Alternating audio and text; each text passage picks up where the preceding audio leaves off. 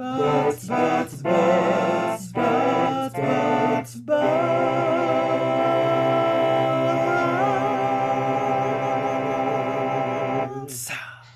Hello, and welcome to Laura's Gaming Butts, that video show on Destructoid where I talk about butts in video games, because apparently that's a thing people want to watch. It's doing quite well on our YouTube, so yeah, I'm Laura. I do news on Destructoid when all the English people are awake, but the Americans are still asleep, and we have a special guest with us today to talk about some video game butts. So, special guest, would you like to introduce yourself? Hello, I'm Mike Bithell, and I'm very sleep deprived, and I'm here to talk about butts. Yeah, you're here to talk about butts. You made a game, and we're going to talk some butts did. about that game. What game did you make? Tonight, Matthew Kelly. No, that's only works in the UK. I made a game called Thomas Was Alone, which was about rectangles and feelings and stuff like that. And tonight, it's no longer just a game about rectangles and feelings. Now it's a game about rectangles, feelings, and butts, or at least it will be when I'm done with it. Because let's do this. Journalism. So, yeah, let's talk about some Thomas Was Alone butts. And obviously, the important place to start would be Thomas. So, where do we begin with Thomas's butt? Well, I mean, you can look at Thomas's butt himself from many angles. I think the thing with Thomas that defines his character is his optimism. So to me, it's an uplifting butt. It's a butt that has hopes and dreams and just a general interest in what's in front of him. It's just a sort of general, all-purpose kind of butt. It's an everyman butt. It's not the greatest butt in the world. He's not gonna. It's not the most toned. It's not gonna let him jump the highest. It's not the smallest. It won't fit into the smallest gaps.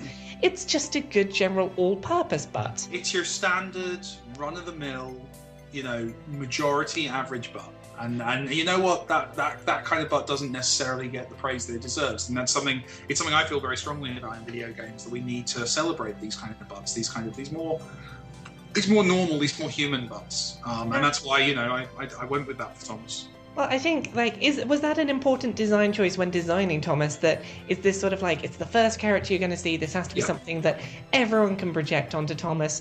What's the core of that? I know. Let's not give him Let's not give him a butt that says anything. It's just anyone could have that butt.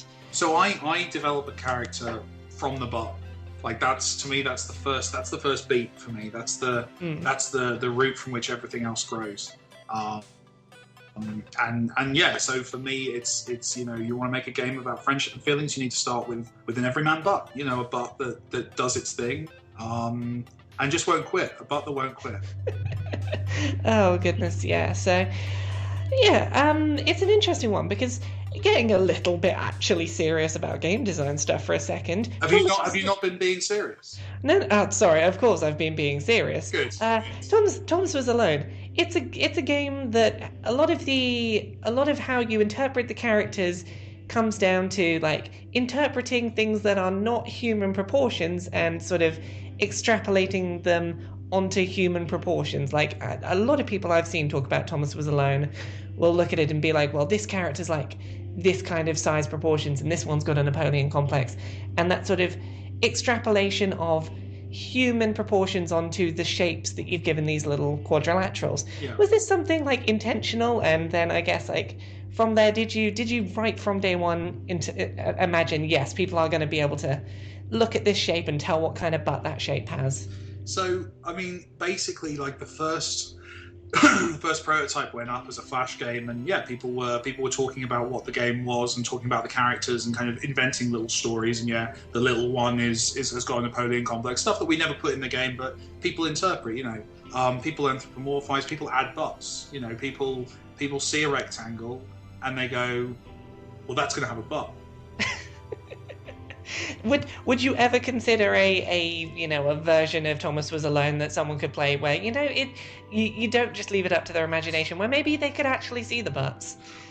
For me, directly revealing the butts, to me that would compromise my artistic vision. I think it has to be, the butt has to exist in kind of it's Schrodinger's butt. It's a butt that can either be there or not there, and that act of not knowing is what makes it interesting. So for me, it's not so much an absence of butt, but more a lack of presence of butt. It's a quantum state where just at any Yeah. one point the butt could be there or it could not, depending on who's observing the butt. And the observer is key to any butt. You know, if a butt makes a sound in the woods and no one's around to hear it, was the butt ever real? Who even knows? No one knows. Yeah. So I guess the next logical place, I'm trying to think of the order that we start coming across the various characters in Thomas Was Alone. So I'm guessing Chris would be the logical next place to go in terms of butts. Yeah, well, I mean, Chris has a stick up his. You know, he's grumpy. He's unhappy about his station in life. You know, he's smaller, a bit more rubbish than Thomas Was Alone. I don't know why I gave Thomas Was Alone a surname of Was Alone there. I've never done that before. His name is Thomas Reginald Was Alone. I've never done that before. That's. I'm incredibly sleep deprived right now. Yes.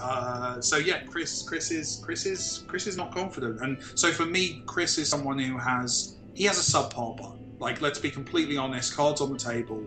When I imagine Chris, I am not imagining an average butt. I'm imagining a below average butt. Both in terms of its vertical distance from the ground, because he's shorter, but also from like a qualitative level. He's less. Well, I don't know if this is a fair assumption to make about his butt, but I sort of look at Chris and I imagine that, like, in the politest way I can put it, I imagine that his butt would be permanently tense. Just, he's permanently tensing that thing. It's like, I am never relaxed, I am constantly tense, and that applies to my butt. The little butt I have, it is always tense and ready to go. He suffers the world through that butt. Like, that's how he interprets the world around him. He's always tense. It's always going to be there. It's and that's what he has to carry around with him. Well, I imagine that's how you know if you've ever truly made a connection with Chris as a character, is like, you know you finally made a connection with Chris if he trusts you enough to just relax and stop clenching those cheeks for a moment. Yeah. I think that's But yeah, Chris, he's like, I imagine very small, subpar. Like, a lot of people talk about Thomas Was Alone and talk about Chris having a Napoleon complex. I think that it's not necessarily his height that he's got a complex of. I think he saw Thomas's butt and he was ashamed. He's like, you know what? No, I don't feel good enough compared to him. What's this guy doing having a slightly better butt than me? That's not fair. Yeah, and Thomas is always moving in front of him, so he's being shown that butt a lot. Like, in terms of his spatial relationship to that butt, he's following it in both a physical and an emotional way, I think. Yeah, well, that's an interesting thing about, like, the core mechanics of Thomas Was Alone, is that, like, some people have complained about one of the mechanics in Thomas Was Alone being climbing stairs. Like, here's my thoughts on climbing stairs. If you have to climb stairs by jumping on your friends, you're going to get very well acquainted with each other's butts. Mm-hmm. Like, that's not a matter of question. You are going to have... There are going to be butts everywhere. You're not going to have much choice about that. If you have a problem with someone having a better butt than you, you're not going to have a chance to avoid that, because you will be jumping on them, they'll be jumping on you. Well, you're literally going to be in the shadow of that butt. Yeah, and I feel really sorry for Chris having to live in the shadow of everyone else's butts. That's a really sad way to have to live life. Yeah. He's struggling through that, and I think that struggle is just crucial to what the game is, especially for the first kind of 20, 30 levels.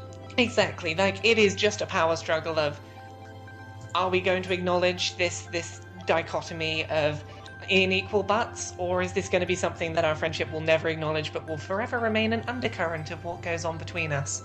And that... I'm not sure Thomas is aware of it. You reckon? Is he just completely oblivious to the entire... I mean, obviously, I'm a big believer that the artist should never comment on the piece. Ultimately, my comment was made with the initial game, but certainly in terms of my thinking about this and I thought about it a lot while developing the game. For me, Thomas is unaware, he's ignorant of this situation because his mind is on other things. I mean, we've talked about his, but we don't need to retread that. But for me, his butt is not factoring in to his thinking. He's unaware of it. It's not important to him in the same way as it is to Chris. I think that's a really interesting observation, actually. Thank you. Yeah, well, while we're here, I'm guessing where do you think the next logical place we should go with butts? Do you have any particular butts that you're itching to talk about next? Do I have any butt itches? For me, well, I mean, the next butt that's introduced is very important, which is John's. Which obviously we're now talking. We've progressed. We're now talking about a more athletic butt. This is the strongest butt in the game from just a muscular level. The character can jump high, and you know he's proud of it, and he's proud of his butt. That facts in his thing. Well, I think. Yeah, I think it's one of these, like, he's very much like, I imagine, somewhere between like a 100-meter sprinter or a high jumper in terms of his sort of buttocks. It's like, it's not necessarily volume of muscle, but the muscle that's there is very toned and very like honed to perfection. It's like, what butt I have, it serves to perfectly power the body surrounding it. He's optimized what nature has given him, and there's. To me, that's more impressive in a way than the kind of, because you know, to be born with a great butt, that's impressive. But it's those people who take the butt they're given by God, and you know, I'm a deeply religious person when it comes to butts, and they've taken it and they've done the best they can with it. And for me, I think that's John's strength is he's really pushed through that. Yeah, he's taken a rough, unpolished gem of a butt and been like, right, I am going to chisel this and polish it, and I don't really understand how nice gems are made, but I'm assuming these words are right, that you do all the things you do, and then it's a nice, sparkling, exquisite specimen that it's like, yeah, that is an enviable specimen that anyone would be lucky to have, I think. Yeah, no, I think so. Now, I think the interesting thing for me about John's character is he's very aware of that. He's very aware of that physical superiority, specifically with reference to his butt. So for me, I think he is, in an interesting way, he is kind of the mirror image of Chris in that his pride in his butt, compared to Thomas and Chris, defines him. You know, if we follow the line of thinking that Thomas is the unaware butt owner, Chris and John, for me, are both defined by not only their own butt, but their butts. Their butt's relative kind of success compared to what Thomas has achieved. Well, I think it's very interesting, definitely, because like as you talk about like those opening levels where it's just Chris and Thomas, there is definitely this sort of tension from Chris's side of oh my goodness, how can I compete with someone who has this much of a better butt, and the sort of anger and the aggressive emotions that come across because of that, and that's compared to someone who just has an average everyman butt. I think that like the real problem for Chris comes when he does see John, and it's like, oh wow, now I'm not just being faced with like what I thought was the god of butts. My goodness, that was only average compared to what I'm seeing now. It throws him into a spin. Yeah, it's like just as he was almost getting on top of those feelings, it's like I'm almost ready to deal with this. Oh goodness, where did that butt come from? No, absolutely. All right, so where do we go from there on the butt scale? Next we have Claire, who of course is a very interesting butt. Claire's is an interesting part to discuss because, like, a lot of when I was, sitting down and doing serious research for this, because this is a serious journalistic endeavor. And I'm taking it seriously. Very seriously. I'm glad you're taking it so seriously. If I've come across in any way silly during this conversation, I would just like to categorically apologise, because it's so important that journalists are finally talking about this aspect of the game. For me, this validates years of work, so I appreciate it. I really do appreciate that. I apologise, like, butts are a topic that sometimes can come across as silly when discussed, and I apologise if I have in any way not seemed like a serious ethical your ethics are above reproach in this conversation. Thank you. And my butt ethics are what I pride myself upon. I've noticed. Yeah. Well, this is what I was going to say, is Claire is an interesting character, because I think more than any other character, she is the character that, like, from what I've learnt from talking to other people who've played the game, as well as talking to you about your original intent for the character, she seems to be the character who people have anthropomorphized and read the most into the shape of her block. Yes. Which has to be interesting as a developer when you didn't intend that. Yeah. Like, a lot of fans that I've talked to have been like, they envision Claire as a larger lady who has a larger backside. Now, I'm just curious, is that something you ever intended. So, I mean, it wasn't. There's people have imagined lines of dialogue and told them back to me that kind of imply that about her, but no, that certainly wasn't the intent. This is a very interesting case of, and forgive me if you've not heard this term before, a ludonarrative dissonance. Oh yeah, that term that nobody ever uses in the game. No, I've not. I feel like at some point the games press are going to latch onto that term and use it, but so far not so much. So essentially, what the term describes is where gameplay breaks story or distances from story in a way that's surprising and potentially confusing to the player. And to me, Claire is an example of that. Claire was not designed to in terms of a story perspective, to have that scale. But because of her gameplay usage that you float on her, the form in the game was scaled up. So what's happened there is an accidental, this accidental kind of side effect. That said, I'm absolutely fine with that interpretation. And it does make sense. This is a buoyant butt we're talking about. Exactly. Well, I'm just curious. So, do you feel that her butt is? I don't know. It's like let me try that again. I guess my interpretation of Claire's butt comes less down to its size, which is something that like varies from person to person's interpretation of whether you take those dimensions to be like human dimensions. But my interpretation is that her butt is more of an attribute to do with her confidence. Like Claire is someone who is very self-assured and very certain that like everything she does is like, I am amazing, I'm going to save everyone, everything I do is going to be great, and I'm amazing. And that amazing self-confidence, I think, comes down, it like applies to her butt as well. Like, regardless of what size her butt actually is, I think that Claire's incredibly proud of it and incredibly self-assured about it, which I think that's its defining trait for me, is she's someone who, no matter what butt she has, she'll be damn proud of it. She is, and it's what's interesting about her journey is she realizes how much of an asset that butt is. That she realizes that it makes her powerful. It gives her strength and makes her useful. She knows how to work that butt in order to get to the end. She has a superpowered butt which can float on water and transport people across from one safe area to another.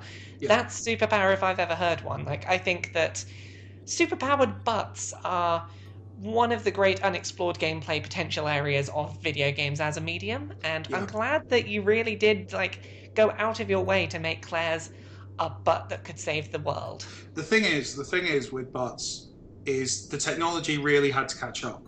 Like it's been challenging over. I've worked in games now for 8 years, and you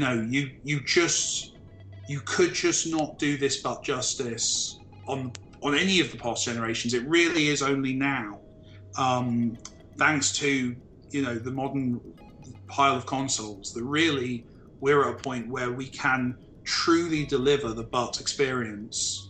Well, exactly. I can't imagine, say, the Nintendo 64, for example, that could not have handled this much. I think it could. I think it could have achieved a surface level butt. But if you're going to dive deep down into what butts can and should be, you need a much more powerful system. You need the subtext alone is just such a resource drain. Yeah, as we've learned, only modern consoles are able to run the subtext engine, which allows butts to really get that kind of like. And that's why no art game was produced before 2012. Because we just didn't have the subtext. We didn't have the sub. You can't deliver. To me, it's not even worth trying without the right butt technology. You just need to power through and create that. You just need to power through and push and push and push. You just got to push and push. You really get those butts. You just got to get it out. Like that's the thing. And if you put in the effort, you strain, you work, and eventually, yes. Eventually, and that's what Thomas Was Alone is. Thomas Was Alone is the result of that strain. Because to be honest, you want that. Like you don't want the problem is sometimes with games, you make a game and it comes out too easy. And it's wet and uninspired, and it's weak as a result. And while in the moment, obviously that's easier, you just don't get the same sense of achievement as when you produce something really solid, something I that think- really hangs together. You know what I mean? Something tightly packed and perfect. Once you are able to use that butt pushing technology in order to create something that, like, to create a story about buoyancy through that pushing of the butt, Yeah, is truly something to be you admired. don't want it loose. That's all I'm saying. No. Right, so let me try that again. Serious voice. So from there, I guess, who's next up on the chopping block? We're about 2/3 of the way through our time, so we've got time to get through maybe 2 or 3 more character butts. 2 or So 3 more character butts. Yeah. So I think something that has definitely been a fan favorite is the Laura butt. And specifically Laura's butt in relation to Chris's butt, because obviously they fall in love, and that's a very interesting outcome. Yeah, well, how did you... Laura's is an interesting, like, physical shape to try and apply to physical attributes, so it's very difficult. It was very difficult for me to imagine physically what Laura's butt would look like. So Yeah. I'm just wondering, as a creator, do you have any sort of insights on this that you could bring forward to the table about how you picture her butt? Well, it's very interesting because there are 2 rival schools of thought when it comes to Laura that I've encountered in the community, which I pay a lot of attention to, obviously. I love my fans. Is whether or not she is very wide or lying down. I mean, that's ultimately what it comes down to. Now, for me, she's not lying down. That makes no sense. You can't jump lying down. This game is about realism. This game is about actual world physics. So for me, frankly, I'm embarrassed for anyone who sees her that way. It's stupid. So to me, she's wide. To me, she is she's a very wide character. I wouldn't want to... I think trying to consider her in 3D space might be foolish, or even 2D space. For me, she is working in a dimension not unknown to us, because I feel it is known to us. I believe we catch glimpses of it, but spatially separated. So I don't think of her so much as a physical form as more of a concept of butt, if you know what I mean. Does that make sense? That's how I see it. You understand? Yeah. Oh, that's good. You Yeah, understand. it's interesting. Like, I came at this from a very different angle, and like this is one of these things where, as a journalist, sometimes you interpret work differently to how it was intended. My interpretation of Laura is going to start off following your stupid path. That I interpret her as a very tall, very slender character who was lying down, and my interpretation of that came from... You're wrong. Yes, I am categorically wrong, but I will continue with why I thought that and where my butt interpretation went from here, which is that I interpreted the fact she was lying down as a suggestion, as an implication she was a pushover. Now that this was sort of like she was sort of carrying, lying down, submissive, didn't want to get involved, and that's sort of where I thought the interpretation was going. And because of this, I pictured her butt being something hidden away, small, on the floor, unobtrusive, out the way. I thought of her as a character that wanted to stay hidden, didn't want to be noticed, was even lying down to play dead, possibly, to avoid being noticed. Yeah. And you can't avoid being noticed if you've got a large set of buttocks. So I interpreted her as a character lying down, on her, like, flat on her back, with her butt just small, tiny, insignificant, hidden away underneath of her. Yeah, I mean that's interesting. Obviously, that's your subjective opinion, and it's wrong, obviously. Because objectively, she's wide, obviously. Yeah. What you've done, Laura, is you've brought your political kind of emotional sense of what this character is into it, and I think that's fine. I despair of it, but ultimately, whatever, if it gets you the clicks on Destructoid, then sure, she's lying down. Whatever. Sure, bringing in my emotional context to bring in the people who... What you're doing is you're approaching my game with artistic respect, and that makes me angry. Because because How dare I interpret her as lying down with a small hidden butt underneath her? How dare that's I not what it interpret is. that? And but let's move on. Let's move on. I'm sorry, I got a little bit angry there. Fine. The official in-canon response, everyone, is that she's short with a very wide butt. Okay, is everyone happy now? That's I just wanted to jump in there, just nip that in the bud. That's what she is. Fine. All right. Right. Well, we have time for maybe one more. Do you have one more butt that you think is important for us to talk about? So I think there is an elephant in the room. It's Sarah. So she is a double jumper. It's never explained in canon how she double jumps, but obviously that would require a great degree of butt control. She is going to be incredibly skilled with her butt in order to achieve that goal.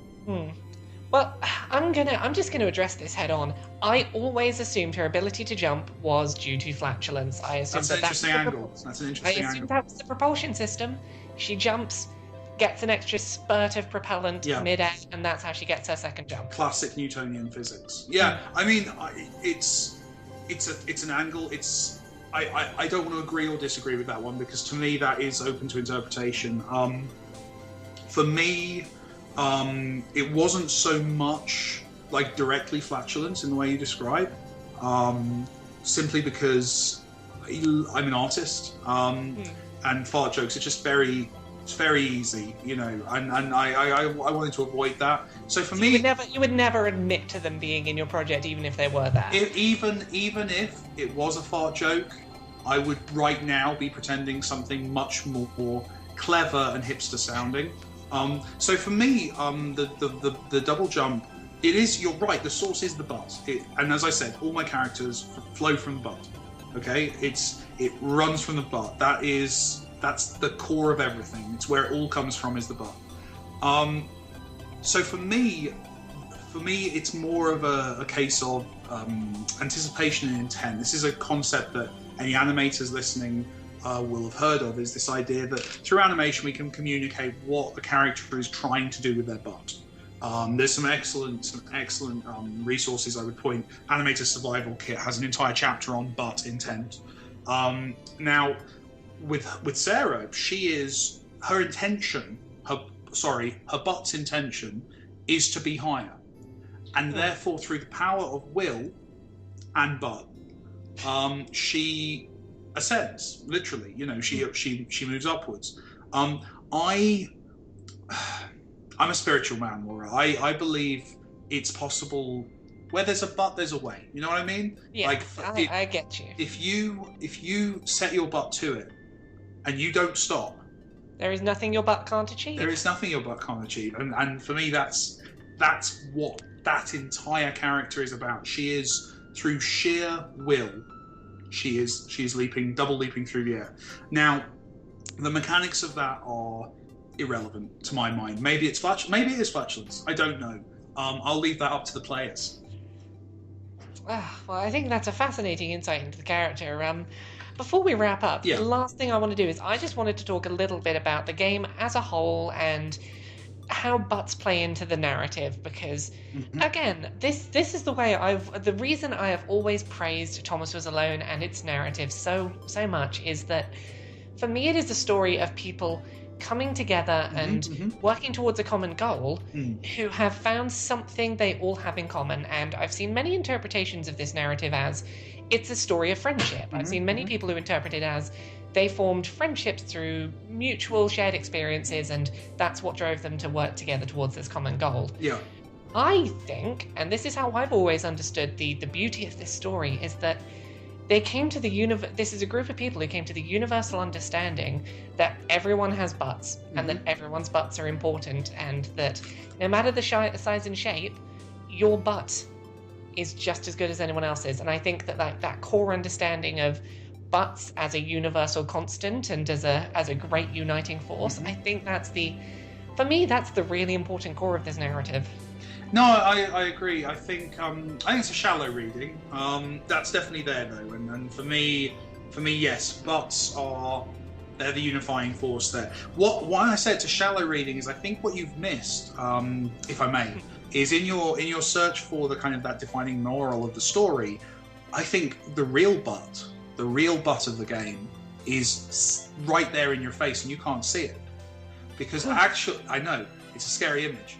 What actually is happening there is I'm using the Hindenburg butt model, which is a traditional storytelling device. I don't know if you'll have heard of it or if your listeners have, but essentially what it defines is the way a story is told within the context of the emotional reaction to a butt. But it also follows the shape of a butt. It's a fractal butt. It's butts all the way down. And what we do with the story, if you imagine a graph, if you will, where the y-axis is emotional intensity and storytelling, and then the bottom axis, the x-axis, is time. What we do in Thomas Was Alone very carefully is we make that chart map out the literal shape of a pair of buttocks. So we start very intense. We then pull that down. We introduce boring elements of gameplay in order to lower the interest in the story. We then have about midway through the game, we rise back up to a peak. But it's not as high as the original start point for the story in terms of intensity. But it's very sharp. We do it very quickly. Then after that, we descend incredibly quickly back to a very boring level of storytelling. Intentionally. You barely even reach the peak there. You just go straight up and back down. We poke at it. You can see the line, but it's very brief. Yes. You poke at that crevice. crevice. At that crevice. We go up in there and do that, and then we come back down to boring, and then towards the end of the game, of course, we raise that intensity again back to where we started. So you leave the game feeling as emotionally interested as you started, which is really all we can hope for. And that's that's the Hindenburg butt model. It's how we tell stories, and Volume's very similar in that it's a very successful structure. There's some very interesting books on it. I recommend people Google it. Oh, indeed. And like closer to the release of Volume, we are going to have some serious discussions about how you've implemented butts into that game. But we have raised the bar up the bar. Well, I think it's definitely it's an important conversation, but it's one for another day. I agree. I apologize. That was incredibly obvious of me to bring my currently soon to be released PlayStation 4 and Vita timed exclusive console release up in this podcast. That was incredibly. It's coming this year. It was sorry. It's rude of me. We're having a serious conversation. What I was going to do is I was going to turn around and say, okay, here's a moment for self-promotion. Where can people find you, and what are you working on at the moment? Now, see, that was going to be my nice segue. That would have allowed you to do it without seeming like such a low. I've made an ass of myself. Well, we'll do it now then. Where can people find you, and what are you working on? I'm working on a game called Volume, which is a stealth butt game. Your job is to get your butt from one end of a level to another without your butt being seen. It's a quintessential exploration of the modern condition. In terms of finding me, I'm on Twitter at Mike Bithell. I'm often on there talking out of my butt. It's great. It's a great. I would follow me. I'm very interesting.